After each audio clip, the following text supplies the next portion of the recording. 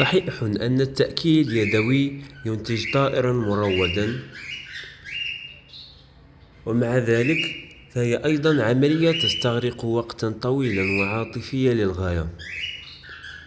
يحتاج الفرخ إلى التأكيل طوال اليوم عندما يكون جائعا، وأحيانا لا تنجو الفراخ بسبب الأسباب الطبيعية أو الأخطاء التي يرتكبها المربي.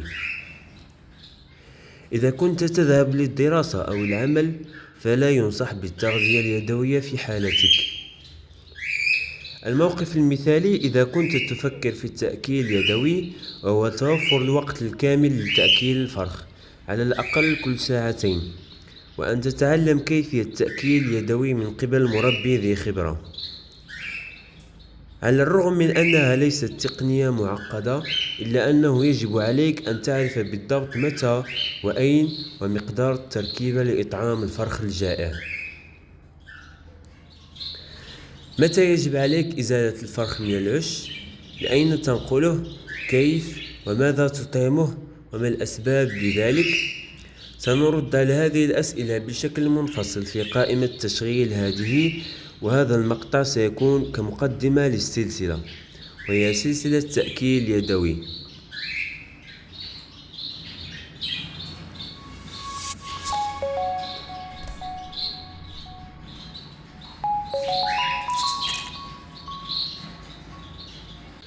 تحتوي الفراخ التي يتم الاعتناء بها جيدا على طعام في حوصلتها.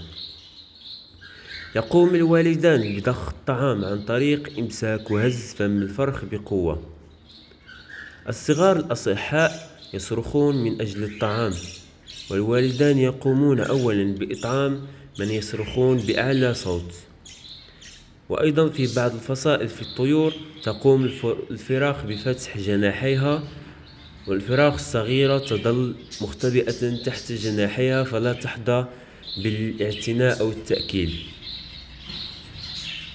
تحظى الفراخ التي يتم الاعتناء بها جيدا للحضن بشكل مستمر، وتقفو بشكل متواصل بين الوجبات، وتحمى من التساؤل عن الأماكن التي يمكن أن يصاب فيها بالبرد والموت. في حالة اهتمام الوالدين بتغذية صغارهم أو مساعدتهم أو حتى تحضينهم، فلا تحرمهم من ذلك، وامنحهم الفرصة للقيام بذلك. من الضروري مراقبة الأعشاش بمراقبة دقيقة للتأكد من رعاية الفراخ كلها بشكل صحيح. خيار آخر وهو السماح بالزيارات الخاضعة للإشراف من قبلك دون تعريض الفراخ للبرد أو مقاطعة تأكيلهم. قد تكون تجربة مزعجة لاكتشاف طائر حديث الولادة، أو قد فقس قبل ميعاده وهاجره أحد الوالدين أو كلاهما. فقد يعلم الوالدان أن الفرخ ضعيف جدا على البقاء على قيد الحياة، وقد يكون آخر فرخ يفقس أصغر وأضعف من الأكبر سنا. يتم ملاحظة الفراخ الأكبر والأقوى أولا لأنهم أعلى صوتا وأكبر حجما ويتسولون بنشاط للحصول على الطعام. في بعض الأحيان يبدأ أحد الوالدين أو كلاهما في نقر الفراخ أو نتف ريشهم. هذا السلوك العدواني يمكن أن يؤدي إلى إصابة أو تشويه أو قتل الفراخ. بمجرد أن تكون متأكدا تماما من عدم تغذية الفرخ أو تطعيمه ضعيف مقارنة مع إخوانه، فيجب عليك التدخل مباشرة. تتم إزالة الفروخ عادة من البياضة وتوضع داخل حاضنة دافئة في عمر 14 يوما، أي بعد الأسبوع الثاني في الليلة السابقة لبدء التأكيل اليدوي. في هذا السن سيكون للفرخ دبابيس الريش. عندما يفقس بيض لأول تجربة للزوج، تكون فرصة بقاء الفراخ صغيرة قليلة، خاصة مع مربي يفتقر إلى الخبرة وخبرته ضئيلة للغاية. بل حتى المربين ذوي الخبرة يمكن أن يفقدوا الفراخ الذين تقل أعمارهم عن أسبوع. يمكن أن يكون هذا بسبب أجهزة المناعة المنعدمة التي من شأنها أن تتطور بشكل أفضل في الأسبوع الأول عندما يتم تغذية الفراخ من والديهم بشكل طبيعي، والذي توفر محتويات أكلهم من مكملات طبيعية وبكتيريا نافعة لضمان البقاء على قيد الحياة للفراخ الصغيرة. وتعتبر أيضا أكثر عرضة للإصابات بالتهابات بكتيرية أو فطرية من يديك أو من أي أثاث آخر ملوث بفطريات والتي تسبب الأمراض. للمزيد من المعلومات حول نظافة التغذية اليدوية يمكنك العثور على الفيديو في قائمة التشغيل. للتأكيل اليدوي ستحتاج إلى أدوات سهلة الاستخدام نظيفة وتطهر لإطعام الفراخ في كل مرة.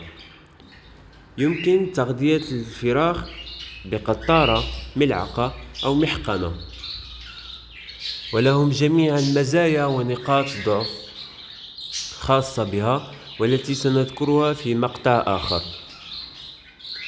مقياس الحرارة يعتبر ضروري لقياس درجة حرارة الأكل عند خلطه وأثناء تقديمه. يجب عليك شراء خلطة تأكيل يدوي المتوفرة في متاجر الحيوانات الأليفة والتي سوف تلبي الاحتياجات الغذائية حسب نوع الطائر الخاص بك. فعليك اتباع تعليمات الشركة الصانعة في نشرة الاستعمال، لأن كل علامة تجارية مختلفة وإعدادها بطريقة مختلفة. أيا كان النوع الذي تفضل استخدامه، فتأكد دائما من فحص تاريخ انتهاء الصلاحية وأنه جديد. إذا كنت تفتقر إلى حاضنة تجارية، يمكنك بسهولة بناء حاضنة يدوية الصنع، وسوف نشاهد كيفية صنع واحدة في مقطع منفصل. عند اكتشاف فرخ غير مرعي لأول مرة، فإن الحاجة الأكثر أهمية للتصدي لها هي درجة حرارة الجسم. لا يعد تسخين الفرخ أمرا ضروريا لبقائه بشكل عام فحسب، بل إنه أساسي لقدرته على هضم الطعام أيضا. فلا تطعم فرخا باردا لأنها سبب مضمون لحوصلة متيبسة وموت الفرخ. بعد أن تنبت الفراخ ريشها بالكامل وتصبح أكثر نشاطا، ستحتاج إلى قفص آمن للانتقال إليه. ويمكنك البدء في توفير نظام غذائي للفطام من مجموعة متنوعة من الأطعمة التي سنذكرها في مقطع خاص لهذا، ونقلها وخلطها مع الطيور الأخرى الصغيرة والكبيرة في السن حتى تتعلم ونسرع فطامها. إذا لم تحترم عملية تأكيل يدوي، فهناك العديد من الأخطاء التي يمكن أن ترتكبها، ومن السهل قتل الفرخ عند ارتكاب خطأ مثل حرق الحوصلة، تحميضها، أو الالتهابات الخميرية وغيرها من المشاكل التي سنتحدث عنها في مقاطع أخرى.